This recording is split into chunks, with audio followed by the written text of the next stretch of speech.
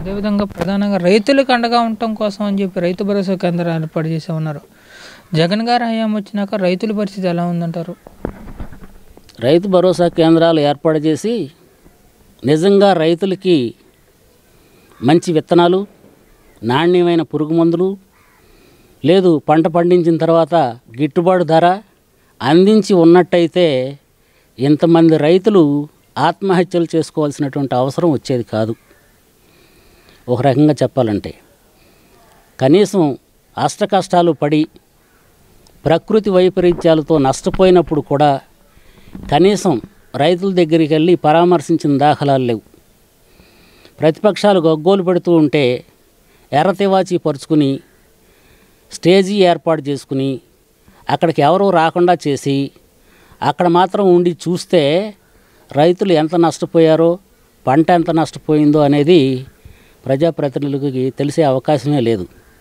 కాబట్టి రైతులు ఎంత నష్టపోయారు, పంట నష్టం ఎంత ఇవ్వాలి అనేది తెలుసుకోవాలి అంటే పొలాల్లో దిగాలి, చేలల్లోకి వెళ్ళాలి, పంటను చేత్తో పట్టుకుని చూడాలి.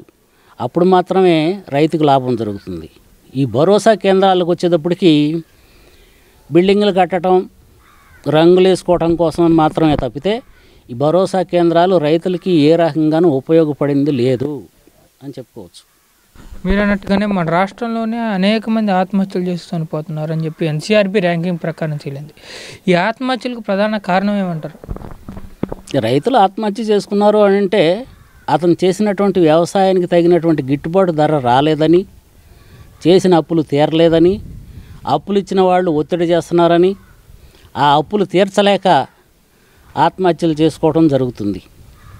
అలాగే చదువుకున్న విద్యార్థులు సరైన మార్కులు రాకపోవటం, ఉండే వసతి లేకపోవటం, వసతి గృహాల్లో సరిగా ఫీజు రియంబర్స్మెంట్ కానీ వసతి దీవెన కానీ సరిగా అందించకపోవటం. ఎక్కడదో అక్కర్లేదండి, కడప జిల్లాలో వైఎస్ఆర్ రాజశేఖర రెడ్డి గారి కడప జిల్లాలో మెడిసిన్ విద్యార్థులు ఎంతోమంది పోలీసులను పెట్టి బయటికి తరివించేశారు. ఎందుకు తరివించేశారు అని అంటే వాళ్ళకి వసతి దీవెన ఇవ్వవలసింది ప్రభుత్వమే, ఇవ్వకపోవటం వల్ల వాళ్ళు బయటికి గంటేశారు. భోజనం ఎంతకాలం పెడతారు? పెట్టేవాళ్ళు కాంట్రాక్టర్లు. వాళ్ళు పెట్టాలంటే వాళ్ళకి డబ్బులు ఇవ్వాలి. డబ్బులు ఇచ్చేది ఎవరో? గవర్నమెంట్ డబ్బులు ఇవ్వట్లేదు కాబట్టి వాళ్ళు బయటికి పంపించేశారు. డబ్బు కట్టిన వాళ్ళు మాత్రం అందులో ఉన్నారు, కట్టలేని వాళ్ళు బయటికి వెళ్ళలేమన్నారు, దీక్షలు చేశారు. వాళ్ళందరినీ మళ్ళీ పోలీసులతోనే బయటికి గండించేశారు. ప్రభుత్వ యొక్క క్రూరత్వం ఏ రకంగా ఉందో ఈ సన్నివేశాన్ని బట్టి, ఈ సంఘటన బట్టి అర్థమవుతుంది. అదేవిధంగా తీసుకుంటే ఇప్పుడు వచ్చారు ప్రధానంగా చంద్రబాబు గారి హయాంలో రైతులకు అండగా ఉండటం కోసం పోలవరం ప్రాజెక్ట్ తీసుకొస్తే సంబంధించినంతవరకు 70% పైగా కంప్లీట్ అయిపోయినటువంటి పోలవరం ప్రాజెక్ట్ని ఉన్న 30%లో 3% కూడా కంప్లీట్ చేయని పరిస్థితి. పోలవరం ప్రాజెక్ట్ లేట్ అవుతుందని చెప్పి పట్టిసీమ తీసుకొస్తే పట్టిసీమ నుంచి కూడా సకాలంలో నీళ్ళు ఉన్న పరిస్థితి ఏర్పడుతుంది. దీని కింద ఇద్దరు మంత్రులు ఉన్నారు. ఒకళ్ళు వచ్చేసరికి అనిల్ కుమార్ యాదవ్ గారు, ఒకళ్ళు వచ్చేసరికి అంబటి రాంబాబు గారు. అసలు పోలవరం గురించే పట్టించుకునే పరిస్థితి ఏర్పడుతుంది. దాని మీద మీరేమంటారు? పోలవరం అనేది బహుళార్థ సాధక ప్రాజెక్ట్ అండి. ఇది వైఎస్ఆర్ రాజశేఖర రెడ్డి గారి హయాంలోనే శంకుస్థాపన జరిగింది. అప్పటి నుంచి 2014 రాష్ట్ర విభజన జరిగే వరకు కూడా కేంద్రం హయాంలోనే ఉంది అది. కానీ ముందుకు సాగినటువంటి పరిస్థితులు ఎక్కడా లేవు. మహా జరిగితే 3%, 4% జరిగింది. ఆ తర్వాత ఈ రకంగా నత్తనడకం జరిగితే ఈ ప్రాజెక్టు వల్ల రైతులకు కానీ ఇంకా ఏ ఇతర తాగునీటికి కానీ ఉపయోగపడదన్న ఉద్దేశంతో ఆ రోజున కేంద్రం రాష్ట్ర ప్రభుత్వానికి అప్పచెప్పడం జరిగింది. 14 నుంచి 73% 5 సంవత్సరాల్లో పోలవరాన్ని ప్రతి సోమవారాన్ని పోలవరంగా ప్రకటించుకుని రాష్ట్ర ముఖ్యమంత్రి అయినటువంటి ఆనాటి నారా చంద్రబాబు నాయుడు గారు ప్రతి సోమవారం విజిట్ చేసి పోలవరాన్ని పనుల్ని పరిగెత్తించి 73% పూర్తి చేయడం జరిగింది.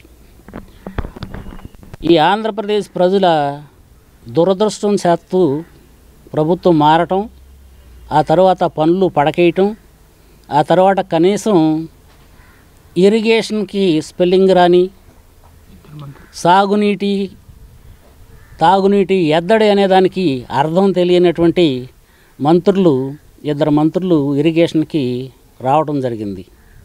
ఒక ఆయన అనిల్ కుమార్ యాదవ్ గారు, రెండో మంత్రి అంబటి రాంబాబు గారు. అనిల్ కుమార్ యాదవ్ గారు ఆ రోజుని ఎట్టి పరిస్థితుల్లోనూ 20కి ఇచ్చేస్తాం, 21కి ఇచ్చేస్తాం, 22కి ఇచ్చేస్తాం, కావాలంటే టేపు తెచ్చుకోండి, కొలుసుకోండి, ఒక అంగుళం కూడా తగ్గదన్నాడు. ఇవాళ వచ్చి టేపుతో కాదు, మామూలుగా బద్దతో కొలిసి చూపించమనండి ఈ అనిల్ కుమార్ యాదవ్ని, ఈ రైతులు సంతోషపడతారు. అది లేదు, ఊరికినే ఎంత ముందొచ్చామన్నది కాదు, బుల్లెట్ దిగిందా లేదా చూడాలి. ఇటువంటి వాళ్ళు, ఇటువంటి ధోరణిలో మాట్లాడే వాళ్ళు ప్రజలకి ఏ రకమైనటువంటి సంకేతాన్ని ఇస్తున్నారో కూడా అర్థం లేకుండా మాట్లాడే ఈ అనిల్ కుమార్ యాదవ్, అంబటి రాంబాబు గారు అరగంట మంత్రి, గంట మంత్రులు, వీళ్ళు బజార్లలో డ్యాన్స్లు వేస్తారు, ఇంకా ఏయో చేస్తారు. ఇవన్నీ కూడా నోటితో ఉచ్చరించడానికి కూడా అసభ్యంగా ఉంటుంది. ఇటువంటి వాళ్ళందరూ ఒక రికార్డింగ్ డ్యాన్స్ ట్రూప్ లాగా ఉంది తప్పితే క్యాబినెట్ లాగా అనిపించట్లేదు ప్రజలకి. అందరి ప్రజల ఉద్దేశాల్లో కూడా ఇదే ఉంది. రేపు 24 ఎలక్షన్ జరగబోతూ ఉంది. సార్వత్రిక ఎన్నికల్లో ఈ అరగంటల్ని, ఈ బుల్లెట్లని, ఈ టేప్ తెచ్చుకుని కొలిసేవాళ్ళని, వీళ్ళందరినీ ఇంటికి పంపించడానికి ప్రజలు సిద్ధంగా ఉన్నారు.